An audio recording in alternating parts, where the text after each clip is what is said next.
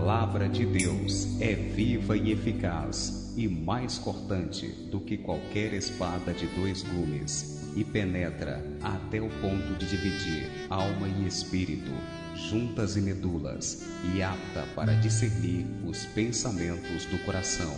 Com este entendimento, abra agora sua mente e o seu coração para receber uma porção nova do Senhor. Rejeite todo cansaço e toda distração, pois cremos que você será tremendamente edificado por esta mensagem.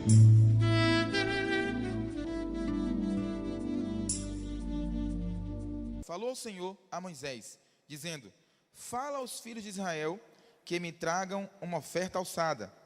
De todo homem cujo coração se mover voluntariamente, dele tomareis a minha oferta alçada.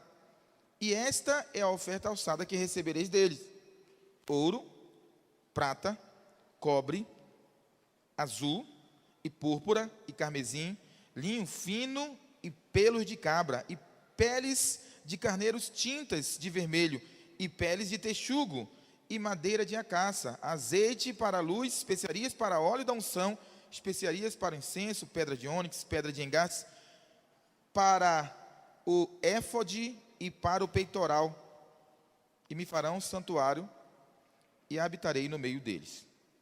Amém? O versículo 1 diz assim: então falou, quem, irmãos? Quem falou? O Senhor falou. Então preste atenção. Primeiro ponto é que nós temos que abandonar a ideia de que o pastor pede dinheiro. Abandone. O texto diz: quem pediu, irmãos? Foi o Senhor. Então quem falou foi o Senhor. Acredite, se nós tivéssemos que escolher não pedir dinheiro, nós não escolheríamos. Nós escolheríamos não pedir. Mas o Senhor nos falou para pedir. Primeiro ponto que você deve entender para aceitar sempre a palavra de oferta com graça no seu coração é que nós estamos aqui porque o Senhor nos mandou pedir. Quem concorda com o texto bíblico, diga amém. Segundo ponto aqui interessante é o que foi que ele disse. Ele mandou pedir oferta para a construção do tabernáculo, não é verdade? Nós podemos aplicar diversas formas a construção do tabernáculo, mas eu quero ser literal nessa noite com respeito ao objetivo das ofertas. Os irmãos sabem, essa igreja, o pastor Paulo essa semana, acho que foi ontem, hoje, ele postou algumas fotos, ou foi o pastor Adriano? Algumas fotos sobre a construção desse prédio, não foi isso? Desde o zero, né? Ainda estava aquela casa velha, eu não estava aqui na época, mas achei muito poderoso o que Deus fez. E aí, foi construindo, até que hoje você está aí, ouvindo a palavra, num som até razoável, numa iluminação boa, num ambiente climatizado, e amanhã você pode até estar sentado numa cadeira com poltrona. Amém? Eu só acho perigoso para o culto de quinta-feira, que o irmão já chega cansado. Senta na cadeira com poltrona, irmão, podem dormir, não é verdade? Mas preste atenção, acabou? Sim ou não? Não. Alguém já visitou aqui o ambiente das crianças, no dia de culto de domingo? Pois é, irmão, visite, é a casa do terror. É difícil lá o ambiente. Então quem é pai, quem é mãe já foi lá, viu que o negócio não é fácil. Mas é isso que nós queremos? Não. Sabia, antes de Deus dar essa ordem para Moisés escolher essa oferta com o povo de Israel, o povo parava para acampar, era uma bagunça só. Cada um se sentava e se alojava e se acampava da maneira e da forma que bem entendia. Havia uma desorganização no ambiente do povo de Israel, que é um tipo da igreja. Havia uma desorganização. Não foi diferente quando não havia o prédio aqui. Havia uma desorganização. Tudo era meio corrido. Se chovia, o culto não podia ser completado, né? E aquela coisa toda, o som não chegava, não alcançava. Havia toda uma desorganização. Mas à medida que se foi contribuindo, a organização veio acontecendo. Se você observar no decorrer da história, depois que é concluída a obra do tabernáculo, o povo de Israel agora não tinha uma forma desorganizada de se acampar. Agora eles organizavam em 4 grupos de 3 tribos. Aquela era a forma exata com a qual eles se acampavam. Então, a primeira coisa que nós estamos aprendendo aqui é que quem está pedindo dinheiro é o pastor, mas quem mandou o pastor pedir foi quem, irmãos? Foi o Senhor. A segunda coisa que nós estamos aprendendo aqui é que o Senhor mandou pedir a oferta para a organização. Nós nos organizamos até certo ponto, porém precisamos continuar nos organizando. Nós precisamos construir uma estrutura para o trabalho com crianças. Pelo menos uma tia pode me dar metade de um amém? Eu vou repetir para você, tia. Ou esse ministério não é seu? Nós precisamos e vamos construir uma estrutura para o trabalho com as crianças. Amém? Não está no teu coração, simplesmente está no nosso coração e para nós pastores, e que fala em nome do presbitério, em nome do pastor Paulo, que agora passa a ser a nossa prioridade. Amém? Nós vamos focar nisso. Ao final do ano que vem, eu acredito, mais tardar, nós teremos uma estrutura para o trabalho com as crianças pronta. Nós precisamos também construir uma estrutura para a nossa escola de ministério. Quantos irmãos vão formar aqui esse dia 23? Diga amém. Quantos foram abençoados com as aulas ministradas? Diga amém. Por quê? Porque na aula tinha só professor, irmãos? Não. Na aula também tinha carteira, na aula tinha climatização, tinha uma sala de aula para você receber a aula. Amém? Só que era emprestado o prédio. E não é essa a vontade de Deus para nós. A vontade é que nós tenhamos o nosso prédio próprio para a escola de ministérios também. Amém? Então, a oferta é para, diga comigo, organização. E aí, qual que é outra coisa interessante a ser abordada aqui? Eles dizem assim: pede de cada homem que tiver o coração movido para ofertar, né? Outro princípio a ser aprendido aqui com respeito a dízimos e a ofertas é que Deus, e porque Deus não quer, nós também não queremos oferta e dízimo de ninguém que não queira ofertar e que não queira dizimar. Se tem uma oferta que Deus não aceita, é aquela que é dada sem querer dar. Ele disse, e reafirma em outros textos também, o texto está dizendo, olha, pede oferta para a construção do tabernáculo, mas pede daquele homem e daquela mulher que desejem dar. Pastor, então o que eu faço? Que sempre que eu venho eu não quero dar. Então, peça ao Senhor. A Bíblia diz, pertence a Ele o querer e pertence a Ele o realizar. Amém? Mas há outro motivo pelo qual também muitos não querem, é porque não compreendem.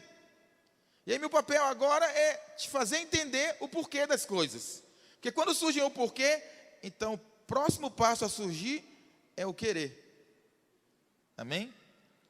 E aí, dentro desse porquê, tem algo também mais interessante ainda. É que ele não só manda pedir oferta, mas ele diz exatamente, existe uma lista. O Senhor elencou, acredito eu, por ordem descendente, no que diz respeito ao valor da oferta, cada item daquilo que ele queria para a construção do tabernáculo, não é assim? A oferta que eu quero é ouro, prata, bronze, linho, púrpura, pedra de ônix, óleo, mirra. Ele falou item a item. Aí eu fico pensando, não seria interessante o Senhor ter dito assim, olha, pede toda a oferta de ouro. Metade do ouro tu guarda para construir o tabernáculo. A outra metade você vende e aí compra esses itens aqui no mercado para completar. Não é interessante? Por que o Senhor listou? É uma pergunta. Mas essa pergunta ela já está pré-respondida. Por quê? Porque ainda que o texto não esteja falando de dízimo, a sequência de materiais listada por ordem de valores, denota claramente o dízimo. Porque o Senhor pediu ouro daqueles que tinham ouro para dar e que podiam dar ouro. O Senhor estava pedindo prata daqueles que tinham prata e podiam dar prata. Mas preste atenção, aquele que não tinha prata nem ouro, o Senhor é tão gracioso que ele pediu cobre. E quem não tinha prata, nem ouro, nem cobre, o Senhor é tão bom que ele pediu púrpura, carmesim. E quem não tinha isso, ele é tão bom que ele pediu óleo para a unção, para compor o óleo da unção. Porque é proporcional. O Senhor é Deus que mede as coisas pela proporção das coisas. Sabe qual é o nome disso? Eu vou dizer para você. Graça. Graça. Já pensou se dízimo estivesse estipulado na Bíblia que é um valor fixo de R$500, o que ia acontecer? Quem podia dar R$500 dizimaria, quem não podia não dizimaria. Então, ele é tão proporcional, o Senhor, que nos evangelhos, ele senta diante do gasofilaço para medir o que, irmãos? O valor da oferta? Não, a proporção. A proporção. E aí ele reprova a oferta do rico e enaltece a oferta da viúva, porque proporcionalmente a oferta dela foi maior. Então, os discípulos ficaram estarrecidos com aquilo porque não entendiam o princípio. Na verdade, ele estava ali, e aí eles observaram os ricos depositando, diz a Bíblia, grandes quantias. O que parece mais generoso? Alguém que ganha R$1.000 e entrega R$100? Ou aquele que ganha 5.000 e entrega R$400? Ao olhar humano, se olha para os R$400, aquela oferta tem mais valor, sim ou não? Mas presta atenção, foi proporcional? Não foi. E eu vou dizer, os homens podem até aceitar, mas Deus não aceita. Essa é a questão. Sabe, você, eu não sei quantos assim como eu, não tem oferta hoje. Eu não tenho oferta hoje. Quem não tem oferta hoje para ofertar? Diga amém. Muitos não têm oferta para ofertar. Fique em paz, mas a pergunta aqui hoje não é essa. Mês passado você dizimou? Esse mês você que recebeu, já dizimou? Essa é a pergunta, porque o texto, embora esteja usando oferta, quando ele fala de proporção, acredita, o princípio abordado é dízimo. Dízimo. Porque não seria necessário nem as ofertas, se todos nós dizimássemos.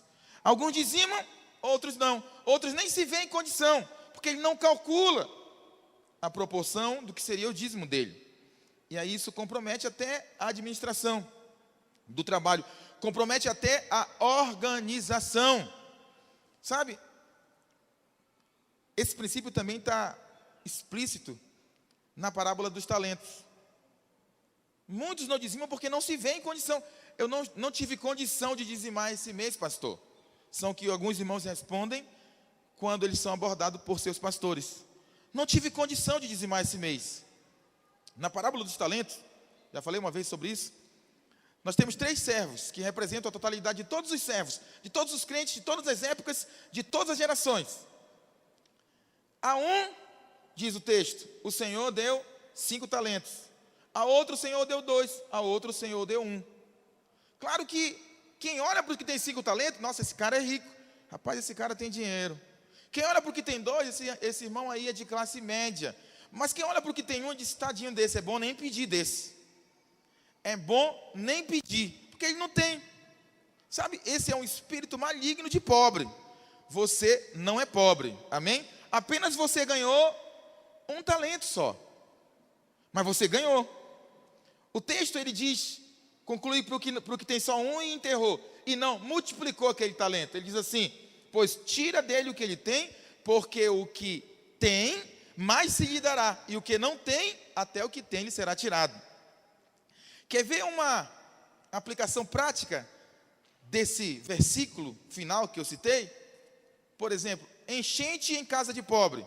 Se houvesse uma enchente em casa de rico, o rico nunca apareceria na televisão dizendo, eu perdi tudo que eu tinha, eu perdi tudo que eu tinha. Apareceria? Não, no outro dia ele saía para comprar uma outra casa melhor, num bairro melhor, com coisas melhores, sim ou não?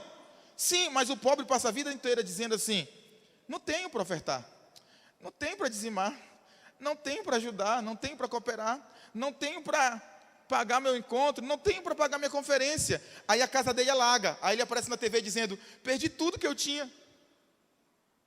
Ou tem tudo ou não tem nada, tem que decidir. Percebeu? Esse é o texto da parábola. Aquele que diz não tenho, até o que tem lhe será tirado. Por que o Senhor coloca a questão da proporção? Por que o dízimo é proporcional? Porque é na medida exata pela qual você foi abençoado. Se você foi abençoado esse mês com R$10, então o teu dízimo, que é uma oferta proporcional, é medido na medida da qual você foi abençoado. Você vai dizimar R$1. Simples assim. Agora, se for 1.000, é 100. Se for 10.000, é 1.000. Se for 50.000, é 5.000. É tão fácil o cálculo matemático. Mas presta atenção, olha para mim. a oferta fala. O autor de Hebreus diz que a oferta fala, não é assim? Por causa da fé de Abel, diz o autor de Hebreus, mesmo depois de morto, a oferta dele ainda fala. Por que a oferta fala?